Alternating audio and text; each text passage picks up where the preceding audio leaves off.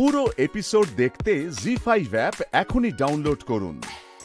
এসো এসো তো সিদ্ধার্থ, এসো। কি পাগলের মতো কাণ্ড করছিলে বলো তো? এই শরীর নিয়ে ছুটছিলে কেন? তুই রিয়েলাইজ রাজীব দা, আজ অলমোস্ট আমি আদিত্য আগরওয়ালকে ধরে নিতাম, হাত ফসকে বেরিয়ে গেল। আর কি ধরা দেবে ও, তোমার কি মনে হয়? দাদা ভাই, আর যদি তোর কিছু একটা হয়ে যেত তাহলে আমরা সবাই কি করতাম বলতো?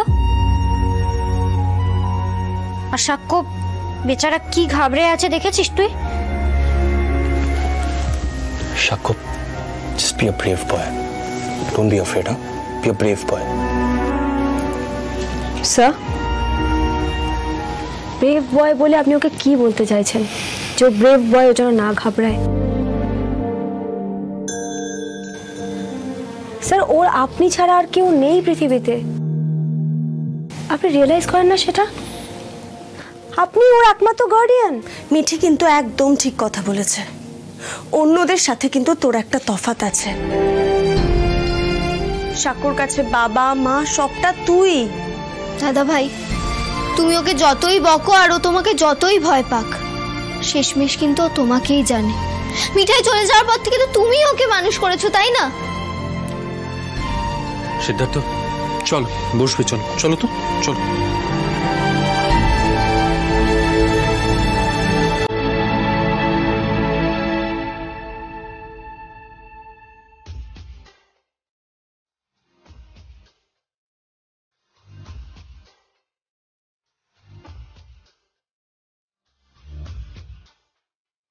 পার্টনার, দেখ পায়ের কত ব্যথা লেগেছে। পাকে জিজ্ঞাসা কর কেমন আছো, জিজ্ঞাসা কর। যা। পা তোমার ব্যথা লেগেছে?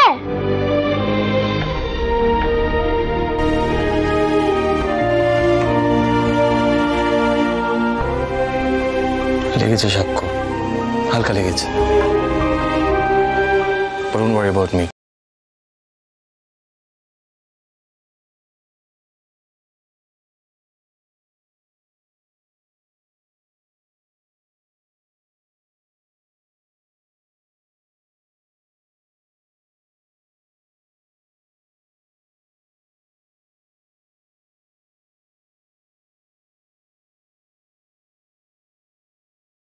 তারাই ডায়মন্ড স্মাগলিং করে। আজ এই সবটা আমার কাছে পরিষ্কার হয়ে যেত যদি একবার আমি ওদের ধরে ফেলতাম। আদিত্য আগরওয়াল ওই নতুন লুকে ওখানে এসেছিল, জাস্ট হাত ফসকে বেরিয়ে গেল। একবার যদি ধরে নিতাম না ওকে, মাথা ফুড়ে দিতাম স্কাউন্ডারটা। সিদ্ধার্থ, কিভাবে কথা বলছো তুমি? ছেলে কি শিখবে তোমার থেকে? হ্যাঁ, আমি মানছি এই বাড়িতে যা হয়েছে সেগুলো ঠিক হয়নি। শোনো সিদ্ধার্থ, শোনো, নিজের মনের মধ্যে এত রাগ পুষে রেখো না, অসুস্থ হয়ে পড়বে এবার। দাদা ভাই প্লিজ মাথাটা ঠান্ডা কর। কাল থেকে আবার নতুন করে ইনভেস্টিগেশন না হয় চালু করবি। দাদা ভাই দেখো, এমন তো নয় যে তুমি কিছুই জানতে পারোনি। মিঠাইয়ের মৃত্যুটা যে কোনো দুর্ঘটনা নয়, ওটা যে একটা খুন, সেটা তো আমরা এতদিন জানতাম না। সেটা তো অন্তত তুমি জানতে পেরেছো।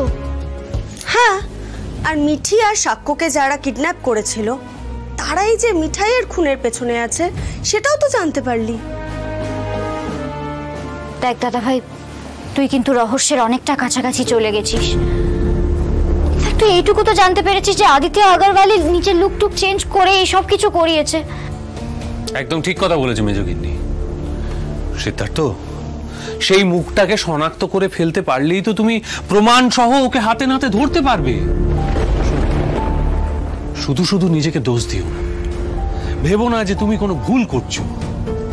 আর ওরা তো অপরাধী, ক্রিমিনাল স্যার। ওরা তো ভালো মন্দের ধার ধায় না, বলো রাজীবদা? এবার ওরা যদি একের পর এক অপরাধ করতে থাকে তাহলে স্যার আপনারা যারা আইনের পক্ষে আছেন তাদের তো সময় লাগবেই ওদের বিরুদ্ধে প্রমাণ জোগাড় করতে, তাই না? জানো রাজীবদা, আজ আমরা হিরে কি করে পাচার করে সেটা জানতে পারলাম। ওই জলের বোতলের মধ্যে হিরে লাগিয়ে তারপর স্টিকার চাপিয়ে পাচার করা হচ্ছিল হিরে, ভাবতে পারো?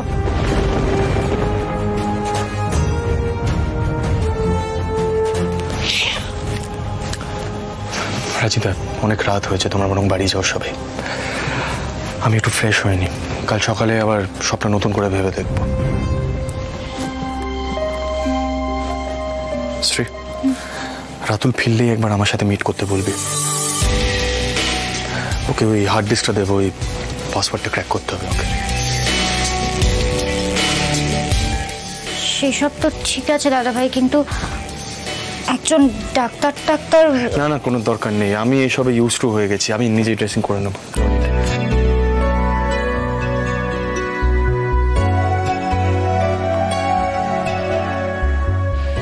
কি বুঝলে মেজগিন্নি? এ হলো আমাদের পুলিশ অফিসার সিদ্ধার্থ মোদক।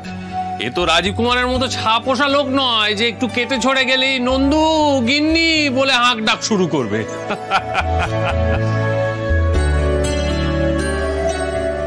যাক, পরিবেশটা অন্তত একটু হালকা হলো। যাও সিদ্ধার্থ, তুমি ফ্রেশ হয়ে চেঞ্জ করে নাও, যাও।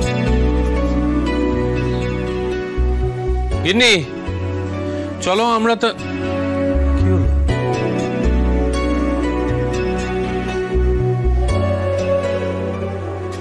মিঠি, ওকে একটু দেখো। হ্যাঁ, নিজেকে একদম সামলাতে পারছে না গো।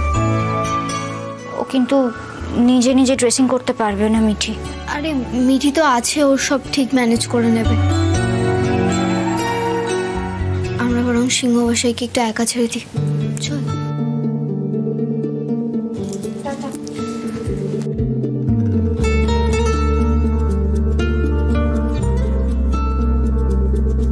জি5 ডাউনলোড করুন আর সব এপিসোড দেখুন একদম ফ্রি।